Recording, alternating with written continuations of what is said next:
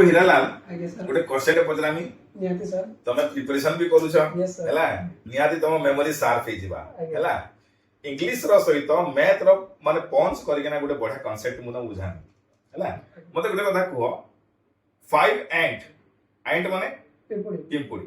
5 एंट आउ प्लस 5 एंट केतेटा एंट हेले ପ୍ରଥମେ 5 and plus 5 and 10 and ହେଇଗଲେ 10 एंट हे गले अच्छा तो या केने गोटे स्टोरी कहू छै